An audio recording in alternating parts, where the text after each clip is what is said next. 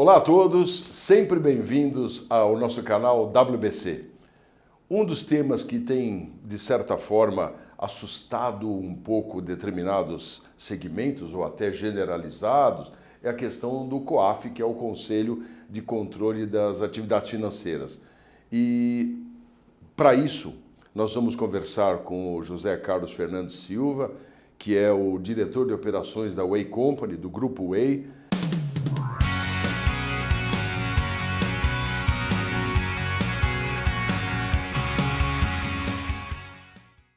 Carlos, como sempre, muito bem-vindo, é bom estar contigo. O que significa o COAF? Para que serve isso? O que está assustando esse mundo, principalmente desde o ano passado? É interessante quando a gente fala desde o ano passado. Muito obrigado pelo convite. O que é importante a gente notar é que, assim, quando a gente fala de Conselho de Controle de Atividades Financeiras, e essa preocupação de alguns anos para cá é por causa da ansiedade de se angariar fundos ou de se captar recursos de governo, etc. e tal, de fiscalização. Mas o COAF existe desde 1998, tá?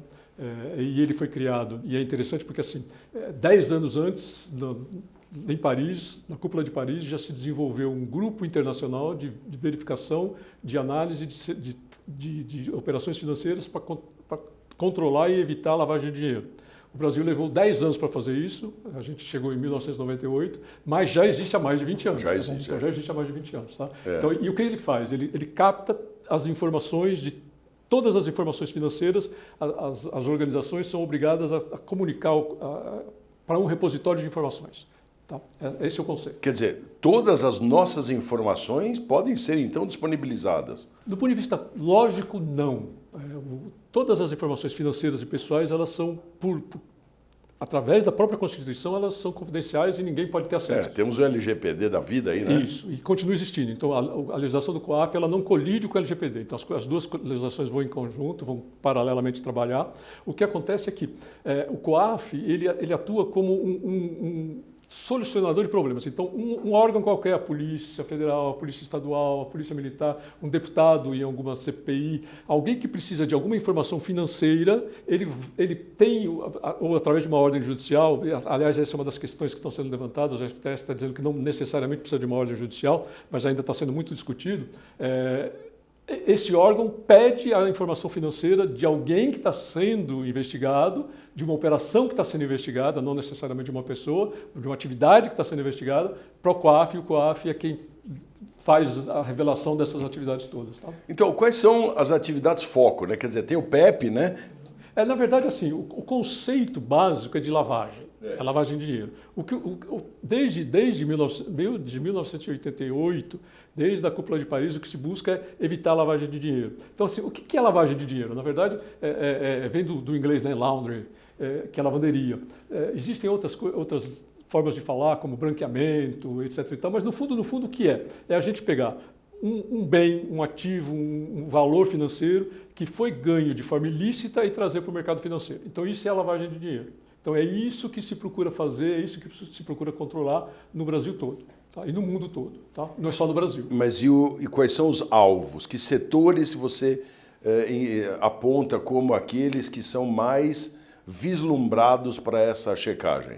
Na verdade, todas as atividades financeiras são alvos do COAF. Existe uma outra atividade, uma outra preocupação mundial também, desde 2001, com o evento das Torres Gêmeas em Nova York.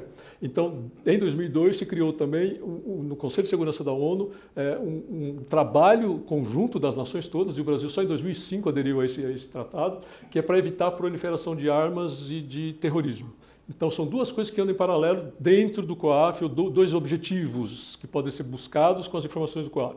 Uma é a lavagem de dinheiro e a segunda é evitar que haja proliferação de armas e de terrorismo. Então, esses dois focos são do mundo todo. Tá? Então, o COAF atua no Brasil como atua os outros países do mundo. Outros países.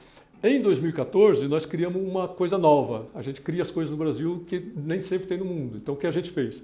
Por causa da Lava Jato, a gente percebeu que a lavagem de dinheiro não era só alguma coisa da bandidagem comum, que também podia haver lavagem de dinheiro dentro do setor, do ramo da política. Então, a gente criou a partir de 2014, uma figura que é só no Brasil, que é a figura da pessoa exposta politicamente.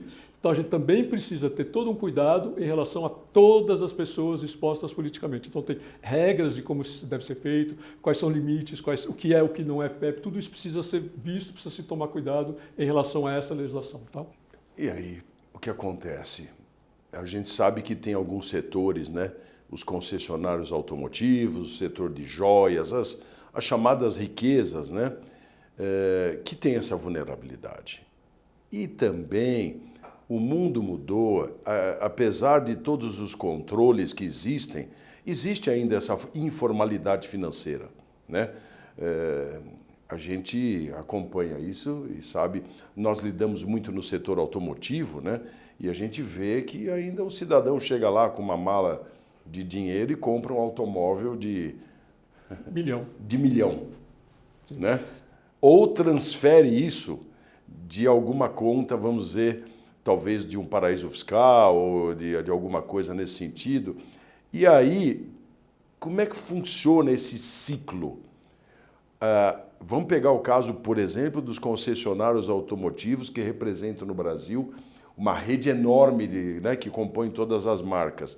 O cidadão chega lá, compra um automóvel e ele, obviamente, tem um cadastro, tem todo um processo, quer dizer, todo mundo já sabe o que é o COAF, como funciona, as implementações dos preceitos, das regras, da metodologia, mas aí o cidadão chega lá, dá um sinal e, de repente, transfere de uma outra pessoa, física ou jurídica, um valor, quer dizer, quem deve comunicar ao COAF e o que deve ser comunicado? Até que ponto, por exemplo, os concessionários automotivos conseguem o procedimento para que eles estejam intrinsecamente em conformidade?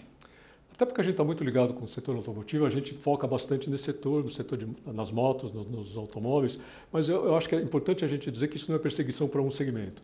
Na verdade, praticamente todos os segmentos têm que comunicar determinadas operações, só que não necessariamente ao COAF de forma direta. Então, por exemplo, todas as operações financeiras de bancos de instituições financeiras são comunicadas com os mesmos preceitos e conceitos, só que para o Banco Central. As atividades dos corretores de imóveis para o Cresce, as atividades, falando da minha atividade, por exemplo, dos contadores, deve ser comunicada para o Cresce, para o CFC. Então, todas essas atividades têm que comunicar esses conceitos. Quando a gente fala especificamente do setor de veículos, o que acontece é que, por uma questão de nomenclatura da legislação do Brasil, os veículos automotores, o que inclui motos, tem um KNAI que está dentro daqueles itens considerados de alto valor. Então, as joias e outras atividades, o factoring, algumas atividades que reportam diretamente ao COAF. Então, a gente tem que estar atento para como reportar diretamente ao COAF. Mas todas essas coisas são feitas. Tá? Ô Carlos, e quando a gente fala justamente da questão de lavagem de dinheiro, vamos nos ater também ao setor, o mundo financeiro, né? Hoje a gente tem aí grandes estruturas do mundo financeiro, sediadas nos Jardins, na Faria Lima, na Paulista e tal. E aí a gente está falando principalmente de investimentos, de um giro de recursos financeiros pesado. Isso também, obviamente, é um grande alvo, né? Como é que se filtra isso? Por exemplo, essas instituições financeiras, fundos de investimentos, também recebem recursos das pessoas, né? E como é que a gente tem esse crivo, a origem desse recurso, esse trânsito desse recurso, e a gente sabe que tem tanto os nossos amigos empresários que têm essa origem financeira oriunda da própria companhia, dos seus dividendos, mas também tem o público que tem um recurso, vamos chamar assim, de origem talvez não comprovada e também está nesse giro do mercado financeiro. Quem filtra isso e quem distingue? Todas as operações, quando elas passam por instituição financeira, elas são filtradas pela instituição. Então, tudo aquilo que se vai através de um banco, o banco, obrigatoriamente, hoje ele está comunicando operações de até R$1.000, ele já está comunicando. O que a gente tem que estar atento enquanto não instituição financeira é para aquelas operações que não passaram por instituição financeira. Então, quando alguém faz um depósito à vista na nossa conta, quando alguém vem e paga no caixa algum bem, algum item, isso é que precisa ser cuidado. Então, é para esses itens que a gente, porque não teve um controle de uma instituição financeira, de uma organização que é obrigada a comunicar para o Bacen, então a gente tem que fazer essa comunicação. A gente está preocupado com operações em espécie, e em espécie é em reais, em dólar, em qualquer moeda, em euro, qualquer moeda. Tá? É perigoso, né? É perigoso. A gente tem que estar atento e tem que comunicar. Tudo. Na verdade, nós estamos sujeitos a uma série de regras que, quando a gente fala em conformidade, em compliance, não tem jeito, porque o mercado vai criando alternativas e a gente tem de estar dentro de um processo de integridade, porque está diretamente aliado com as nossas atividades, com a nossa vida. Exemplos não só social para a família, mas a continuidade dos negócios que diretamente ou indiretamente precisam ter integridade. Isso é licitude, né? Quais são as recomendações, Carlos? O que nós podemos falar para os nossos amigos para dizer alerta, cuidado? Eu acho que a recomendação específica é a mesma na grande maioria dos negócios, na grande maioria das ações que a gente deve tomar. É cuidado, é precaução, é se antever a eventual problema. E nesse sentido, eu tenho algumas questões que, se o empresário souber a resposta, ele está atento, ele está sabendo o que fazer, ele se preocupou antes. Mas se ele ainda não sabe, seria bom que ele consultasse algum especialista para que ele soubesse. Pergunta simples do tipo, o que é um PEP e como é que eu atendo? O que eu faço quando ele me procura? Como classificar um cara desse? Porque tem tabela para isso, né? Exatamente. Tem formas de fazer isso, tem formas de controlar, tem formas de comunicar, tem necessidade ou não de comunicar, dependendo de como ele agir, você tem que fazer uma comunicação ou não. Uma outra forma é assim, os meus funcionários todos estão treinados e sabem o que fazer? Eu fiz uma matriz de risco definindo qual é o meu negócio, que tipo de atividade eu tenho que mudar ou não para atender o COAF.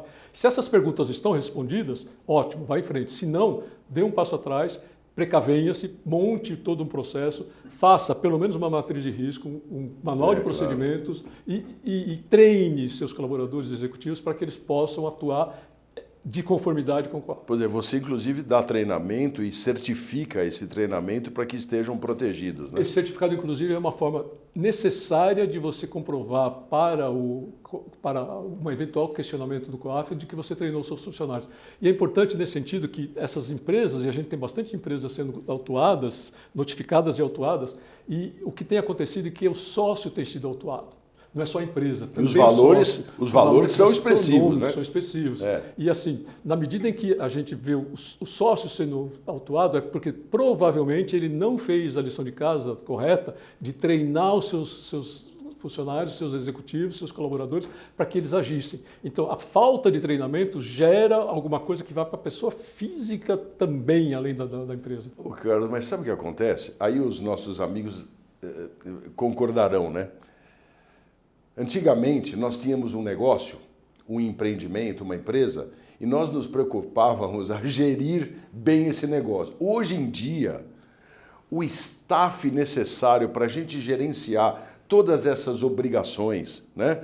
Haja visto que a gente tem falado em outros capítulos sobre reforma tributária, sobre COAF, sobre compliance, sobre ESG, sobre auditoria, dá a impressão em que a gente precisa ter dois negócios. Um para administrar e outro para produzir. É terrível isso. Por outro lado, é uma exigência mundial. Ou nós, como eu sempre digo, né, nos adequamos e nos inovamos as nossas operações, os nossos modelos de negócio, ou a gente morre e fica para trás. Essa é a corrida do século para nós estarmos sempre à frente dos nossos resultados, né? Eu acho bastante importante a gente mencionar de que sim, é necessário ter uma série de cuidados. Agora, nesse campo específico, o que a gente entende é que com alguns cuidados, você faz esses cuidados e continua operando, vai continuar vendendo o seu veículo de 2 rodas ou de 4 rodas e vai ter os cuidados necessários para que a tua atividade fique em dia.